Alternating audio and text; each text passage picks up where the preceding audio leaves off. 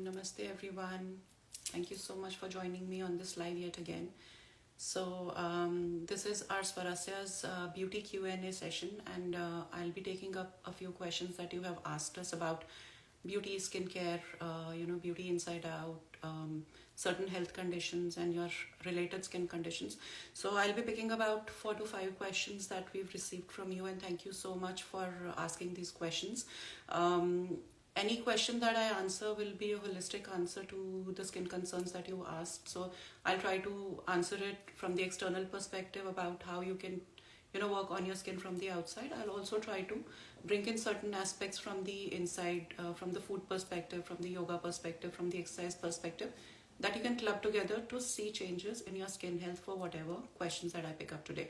So before I begin, if you have any questions for me, just feel free to drop a comment here in the live, and I'll try to take up those questions as I'm done with my questions. So let's start with my first question that I have, which is from one of our clients who asked us specifically about the chin and jaw hair that we get. It's small eruptions of hair, especially the coarse hair that starts to happen in your jaw area specifically. So I would want to answer this from two perspectives. One is that if you have those fine hair on your jaw and skin, on your jaw and chin, what is it that you can do to remove that? And if you have coarse hair, what should be the approach? So let's first start with the fine hair. So if look at this fine hair thing from your age perspective as well. So if you're somewhere in your 20s and early 30s, possibly you don't have that coarse hair. It is generally that small fine golden hair kind of coverage on specifically in your jaw area, in your chin area. So if you have that kind of a hair, that is something that you can very easily work on or remove just by using the right skincare products, specifically the Upton based skincare products. Like you can try out Svarasya's Chandrika. Just take about a teaspoon of Chandrika, add some milk to it. If you have really dry skin, add a few drops of your any oil that suits your skin to that face mask.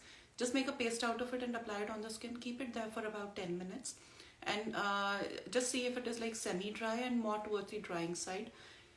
Now slowly, once it's dried up, just try to rub it in the upward direction so that those coarse hair will get stuck in the coarseness of that Upton, and then you can peel it off. So fine hair can be very easily removed like that. But I think the major concern that we have is the coarse hair that starts to happen specifically in the chin area. So now for that coarse hair, there are a few things that we should definitely be knowing. In your earlier, I would say before 35, it's, that coarse hair generally doesn't happen to a lot of women. It may only happen if you have hormonal concerns. Now post 35, a lot of women start to get that chin hair on chin and jaw area.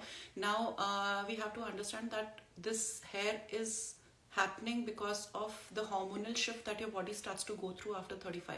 So after 35, what happens is we, females have specific hormones that give them the feminine traits. So this hormone is basically estrogen with a balance of progesterone that comes together to keep your feminine traits or assets really at its peak, like smooth skin, like shiny skin, like plump skin, like body weight in check, like slim toned waist, like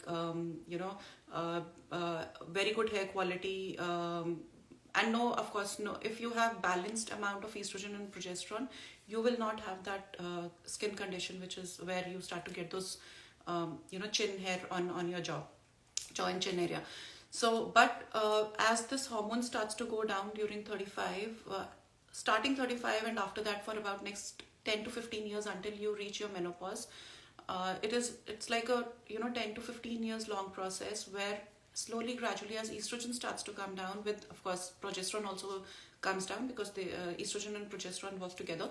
So what happens is if your body has more of male hormones. So everybody, even males, have some amount of feminine hormones, and females also have some amount of male hormone. So if your male hormone is dominant, which could happen because of very stressful lifestyle, which may happen because you're not focusing enough on rest, you're just into that activity mode all the time, or it could be because your foods are such that they're causing a lot of hormonal imbalance. It could be because of environment, it could be because of your own personal nature, you're an overthinker. It could be also because your body is absorbing a lot of toxins from the environment. So there could be multiple end reasons why your body may be disturbed because of those hormones. And once these hormones start to dip down, specifically estrogen and progesterone, and if your body is prone to getting is prone to more of male hormones, then your body starts to show up male traits to a certain extent. For example, starting to give you those hair on the chin because the male hormones start to get a little active. Then coarse hair, which is generally not the hair quality type for females. It's generally hair quality type for the males. Then your it becomes difficult to lose weight. Your body starts to kind of expand and broaden, which is what we experience in 35 and 40. So which means if you have coarse hair problem post 35, it becomes very, very, very important for you to take care of yourself from the inside out starting that age. A combination of certain treatments which are available, like the laser treatments and certain skincare products, definitely can help you to a certain extent, but it's not a permanent solution for the coarse hair that happens later in life, which is dark thick coarse hair on the chin and jaw line. So the best approach, I would say, if you have fine hair, is of course stick to certain Upton based kind of products. Try out our Chandrika; it works amazingly to remove that fine hair. But if you have coarse hair, focus on your diet, bring in a lot of good oils to bring about that smoothness in your skin from the inside out. Practice certain yogic practices, take out some moments of deep rest and relaxation through the day. Just try to bring about that equilibrium or balance in your body from that state of too much of stress, too much of thinking, too much of an anxiety. It's not going to directly impact the jawline hair, but at the root level, it will start to balance out your hormones. So once your hormones start to get balanced, automatically these feminine traits stay there, and these male hormones do not dominate enough. So it's like a continued approach. You have to really stick to it and practice such practices as a part of your lifestyle, not like a 1 week activity or 1 month activity. And if you have a lot of coarse hair for which you're looking for a very quick treatment, then I would recommend to visit a dermatologist and see if you can get some treatment done to get it subsided through some treatment, and of course, along with that, keep your efforts on working on your hormones on. So this is going to be the holistic approach to how do you deal with all those chin and jawline hair. So okay. So my next question that a lot of women have asked is about acne, and I think again a very common question that a lot of women experience. Now, when it is about acne, again I would want to talk about the holistic approach to dealing with acne. When you look at acne, again, there could be multiple reasons why you are having acne. So when it is about acne, it is very, very important to understand what is your reason of getting acne. I'll give an example. At different ages and stages of life, like when you are in your teens and in your 20s, a lot of women, even males, have experienced a lot of acne. And gradually, as you grow up, get into your 30s and 40s, for a lot of people, the acne automatically subsides. So what happens in those earlier years that the acne is so active, it is basically again your hormones. In your 20s and teens and 20s, your growth hormones are at its peak, which are kind of developing your body and helping you grow from the inside out. So it's also developing your specific traits. If you like, for women, the feminine traits are getting developed, and for males, the men traits are getting developed. So which means your body has a huge potential for high hormonal activity that's happening inside the body. Now, by any chance, if you have oily skin during that time and the hormones are at its peak, they will also impact your skin quality, which means the probability of acne with oily skin in your teens and 20s is way higher as compared to somebody with a normal skin or a dry skin. This could also get aggravated in your 20s and 30s, even in your early 30s as well, because of the kind of diet that you're consuming. And if your body is already prone to certain imbalance, like if your body is prone to oily skin imbalance, then everything starts to matter. If your foods are high on bad kind of oils, that will have an impact on the production of sebum, which will start to give you oily skin, and that could give rise to eruption. So that could be one reason. The another reason could be hormonal imbalance, which is a huge reason for acne to happen. So, and specifically if you have acne again in your jaw area and in your chin line, so somewhere in this area if you have your acne, it's understood in traditional Chinese medicine, like the ancient traditions, how acne specifically in this part, in your jaw and chin area, indicates that you have some kind of a reproductive health concern. It could be PCOD, it could be PCOS, it could be some other reproductive health condition like fibroids. So I used to have a lot of acne specifically in this part of my face. And when I visited a dermatologist asked me to visit a gynecologist and get myself checked for my reproductive health. So, and on that recommendation, when I got myself checked, I was detected with PCOD and PCOS, which is again very common. But what I'm trying to say is, when these conditions are common, it indicates hormonal imbalance, and with that hormonal imbalance, it is not uncommon to have acne on your chin and jaw area. So that hormonal imbalance is one of the another reasons.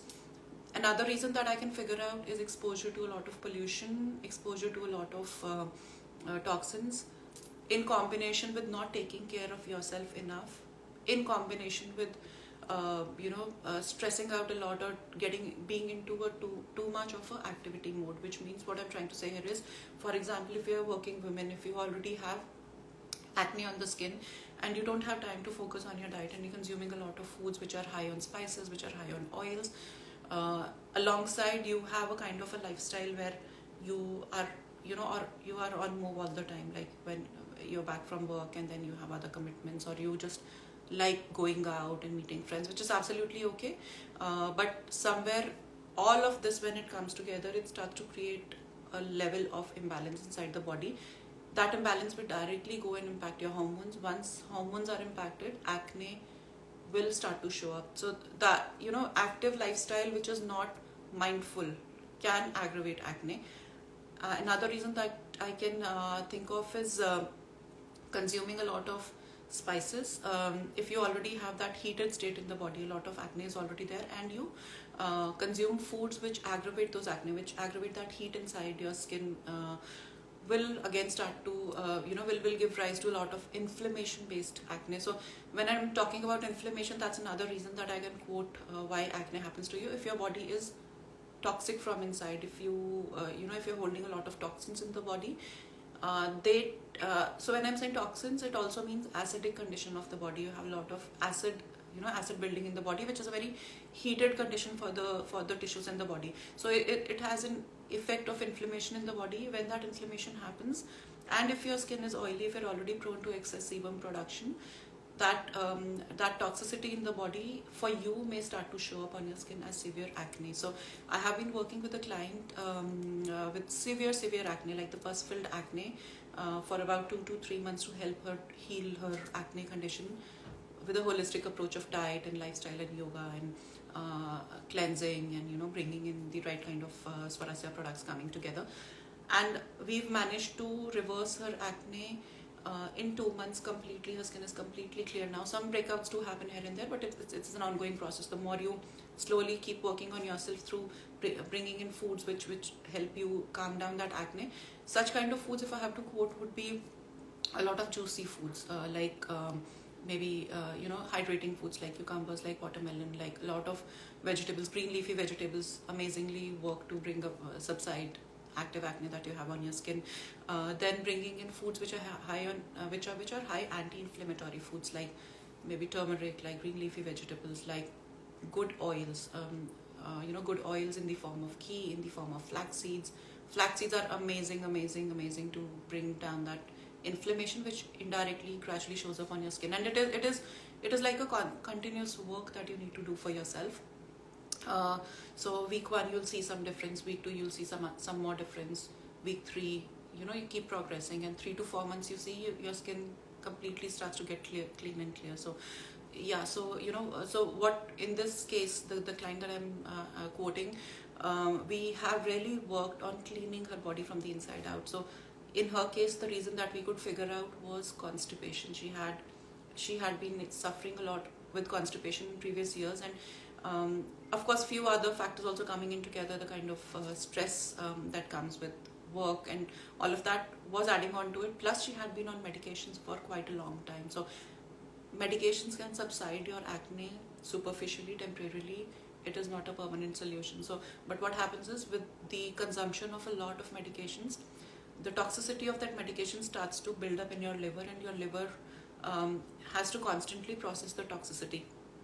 If that happens, it's something like a superficial difference that you see on your skin, but once you go off that medication with any kind of a new trigger, the problem starts to come back. So the holistic deep-rooted approach is to target the reason why your acne is happening, and to look into your diet and lifestyle and see what is it that you can change to change that skin condition from the inside out.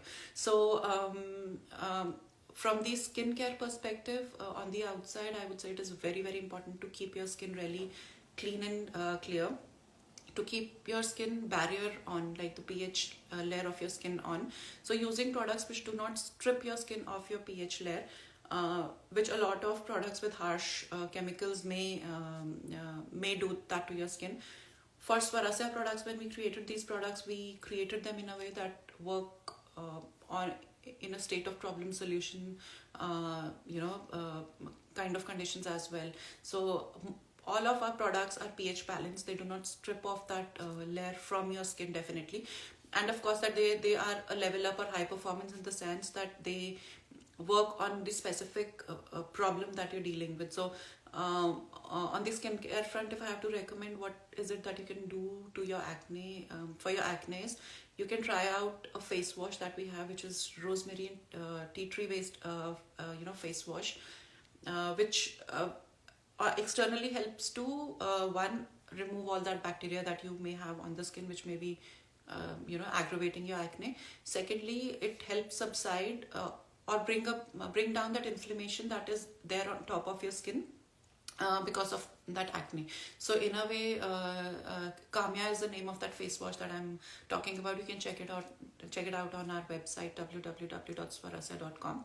So we've created such products where where we keep the basic requirement, which is the pH level of the skin on, still work on the problems that your skin has. So but other things that you can definitely do about acne, if you have, is one, keep splashing your face with water often through the day. Make sure that your skin doesn't get that extra residue of oil on the skin, which becomes a breeding ground for absorbing a lot of or attracting a lot of pollutants on the skin, which may start to breed all that bacterial activity, and then the cycle keeps going on and on and on, and you are not able to deal with acne. So it's very important to keep your skin really clean and clear. Very, very, very important not to apply a lot of products on such skin. Let your skin breathe. The more your pores breathe, the more oxygenation happens, the more your skin will start to clear out. So which means working on your lung activity, maybe doing some pranayam through the day definitely helps to bring about that oxygenation on the skin, which definitely helps acne filled skin. So other products that you can definitely try for oily and acne prone skin is mild products which don't block your pores, which are non-comedogenic. Again, all our products, Svarasya products, are non-comedogenic. They do not block your pores at all. So you can try out our Shatadhauta Grita. We would not recommend to use it on active acne because it's a condition which is already there. Once your acne subsides, and after that you can start using Shatadhauta Grita. What it does is it nourishes your skin cells from deep within. So one thing you should definitely be knowing is that even if you have oily or acne prone skin, every kind of skin needs nourishment. If you have oily skin, you cannot say that your skin does not need oils. It needs oils which are it needs good oils, and it needs to get rid of bad oil. So that is how the approach has to be when it is about healing your acne from the inside out. So on the inside, the good kind of oils that should really help you are sesame oil, ghee, flaxseed oil, hemp oil. These are the kind of oils that are very highly anti-inflammatory and do help subside your acne from within. So definitely consume these oils. And on the outside, maybe using products which are deeply nourishing. So not necessarily oils on top of your skin because it's already oily, but you still need those nourishing products. Nourishing products are the ones that still deeply moisturize and lubricate your skin, and not necessarily in an oily manner. So Shatadhata Grita is a good addition there. Then you can try out Kumkumadi Kesra Telam, which is again very mild, though it is oil based, but it does not block your pores. So this is the kind of approach that you need to bring in when you really need to deal with your severe acne from the inside out. And we've seen the results when we've worked on such conditions in my personal practice as guiding women on changing their skin condition from the inside out. So for acne, definitely make sure that it's always a good approach to work holistically, and on the outside being really mild and minimalistic in your skincare approach, and still keeping your skin really clean and clear from the outside. So this is about acne and how do you deal with acne. Now another question that we've received, which is not directly related to the skin, but curious question that a few women have asked us: how is my constipation leading to skin conditions? And it could be different kinds of skin conditions, not necessarily acne. Constipation could lead to dry skin, dull skin. Constipation could lead to acne, as we've already discussed. Constipation could also lead to quick aging, early aging. It may lead to sagging of the skin and losing that luster on the skin. So constipation is the mother of a lot of beauty conditions, and Ayurveda has very deeply also spoken about it. Why constipation is the root of any other manifestation that you see on the skin and even on the body as well. So now let's try to understand how constipation has an impact on your skin. So when it is about beautiful, youthful, plump, clean, clear, smooth skin, if I have to bring all of these parameters together, and the approach of working on your skin from this constipation healing perspective, you have to really understand a concept before that, which is very deeply understood in yoga and Ayurveda approach to skincare, that a clean body is a beautiful skin. Clean body is equal to beautiful skin. So when I say clean body, I would want to take up this analogy of maybe a newborn baby. Have you ever seen any newborn baby born with an acne or with dry skin or wrinkles or pigmentation or any spots on the skin? No, because a baby is completely clean from inside. The vital organs are working at its peak capacity. The baby is really cheerful and happy in nature. There's a lot of movement the baby does. You can see, it's really difficult to match the high activity or that high movement that a baby does. So which also indicates that how that movement keeps the body functioning, working really right, and making sure that whatever a baby consumes is eliminated. Whatever the body needs, it kind of absorbs all of that and eliminates the rest of it. So as long as keeping that similar analogy of a baby in mind, as long as you are able to maintain the vital functioning of your body, the vital functioning of your liver, lungs, kidneys, heart, digestive organs optimal, keeping your digestion really, really optimal, so that you don't have any bloating, you don't have any extra accumulation of toxins in the body or undigested matter, which is called ama in Ayurveda.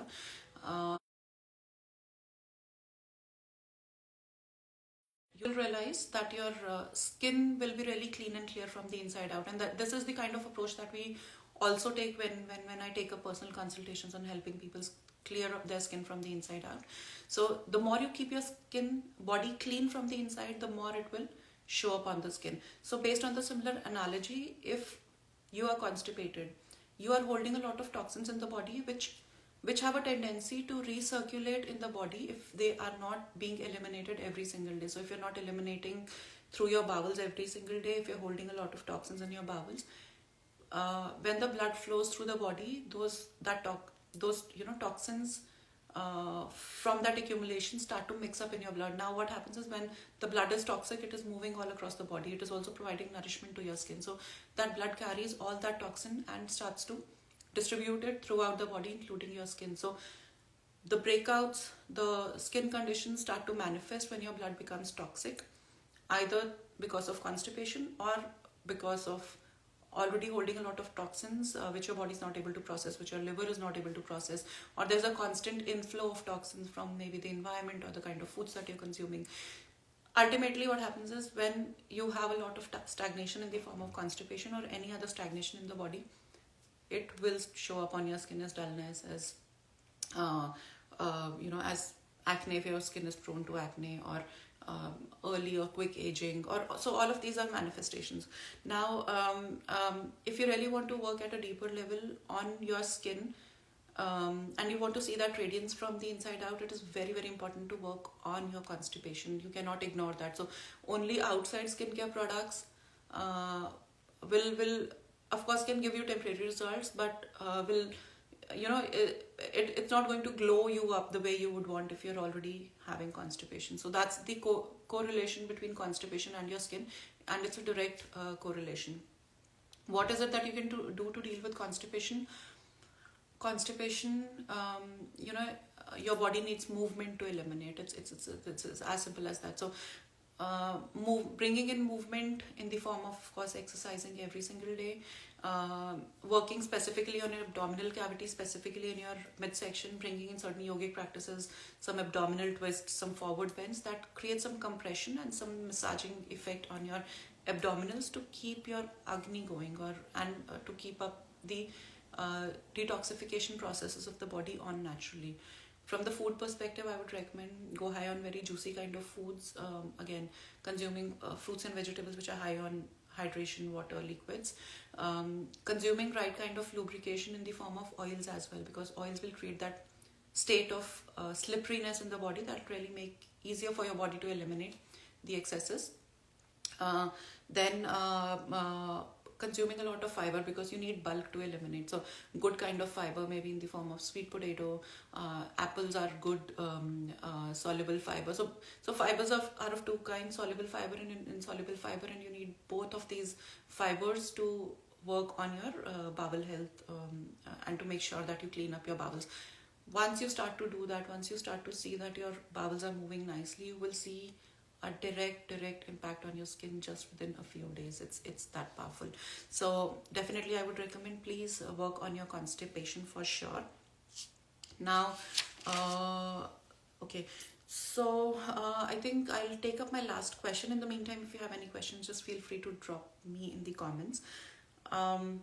Okay, so we get a lot of questions around pigmentation. A lot of women, specifically, as they move in the later years, late 30s and 40s, a lot of females start to experience a lot of pigmentation issues. Now, again, if we look at the holistic perspective of why pigmentation is happening to you, again, it's of course there are external factors, too much exposure to sunlight, not taking care of your skin a lot, being very, very stressful. If you're very, very stressed in your daily routine or in your daily life, that will start to show up in the form of skin breaking. So breaking not in the form of acne, but skin resilience starting to break, its strength starting to break, which will start to show up concerns on the skin.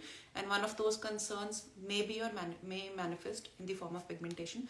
However, pigmentation very deeply is associated with free radical damage. So free radical damage, if I have to explain, is something like the damage directly at the cellular level. So the health of your cell is the health of your skin.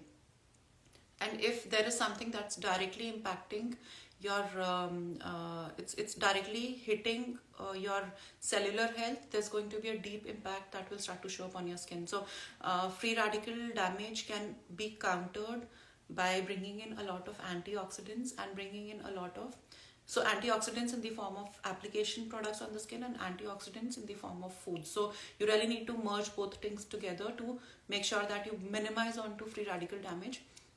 With that minimization of free radical damage, your skin strength will start to build up back again. So you really need to work at the cellular level when it is about pigmentation.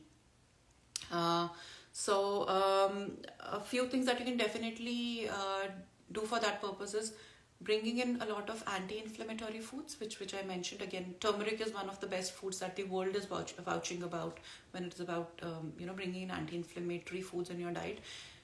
Consuming a lot of colorful fruits and vegetables without counting how many antioxidants you're consuming, and keeping it really simple, making sure that you're consuming different colors of fruits and vegetables every single day in your diet. Again, a very simple approach to bringing in a lot of antioxidants. Going high on herbal teas, again, a very good approach to bring in antioxidants from the inside. On the outside, vitamin A, vitamin C, and vitamin E also act as very, very potent antioxidants. So, taking up your consumption of vitamin A, vitamin C, and vitamin E based foods will start to counter that inflammatory effect of free radicals on the cellular structure of the body. And on the outside, applying products which have vitamin A, which is retinol, and that's why there's a lot of buzz around retinol. But you really need to understand retinol really well, because it can really sensitize your skin as well if you're not using it the right way or the right one. So again, a different topic altogether, but bringing in some kind of good quality of vitamin A for your skincare, vitamin C for your skincare, and vitamin E for your skincare on the outside will also help you deal with pigmentation. In our range of Svarasya products, we have two products. One is vitamin C based Tejasya, again a very powerful product. It's a combination of turmeric co-joined with vitamin C, so turmeric anti-inflammatory, and vitamin C again acts as acts as an antioxidant. So when you bring in vitamin C for your skin definitely starts to experience that brightness externally.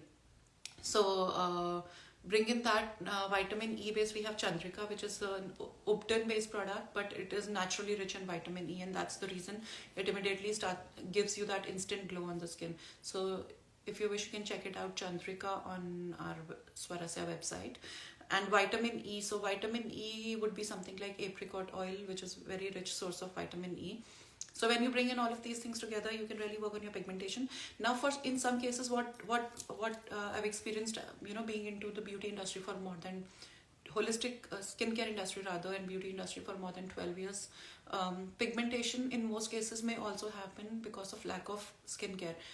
I'll take a typical example. Most of the women are working these days, and with with a lot to do in a day, work, family, kids, their focus on self-care is minimal. And when it is about self-care, a lot of women that I've come across focus on skincare only from the perspective of maybe going to salons maybe once a month, and some of them may not even do that. So what happens is, our skin is shedding all the time, and new skin cells are being regenerated all the time. So your skin turnover rate is about 28 days, which is scientifically proven. So which means every 28 days your skin renews itself. Now when it is renewing itself, when the new skin cells are being developed or born, what happens to the previous skin cells? They die off. And when they die off, where do they go? They form a layer on the skin. So when they form a layer on the skin, and if you're not exfoliating your skin on a regular basis, you keep building up that layer on top of that layer for like weeks, months, years. And what happens is that potential of smooth, nice, plump skin which lies on the inside, if you remove that layer through exfoliation regularly, will ensure that at least on the external side, you're kind of removing that layer, which may be the cause of that dullness or pigmentation, or that patchiness that starts to show up on the skin. So exfoliation is very, very important for pigmentation. That will definitely lighten up to some extent that patchiness that you see on the skin, which can be temporary pigmentation, you can say. So you can try out Sukurabu. We have again an amazing product, exfoliator. It's rice based, natural, which can be used every single day, but which will make sure that every single day, whatever dead skin layer is happening on the skin, you're removing that on a regular basis from your skin. So that will really help you deal with pigmentation, along with few other inside out aspects that I've spoken about.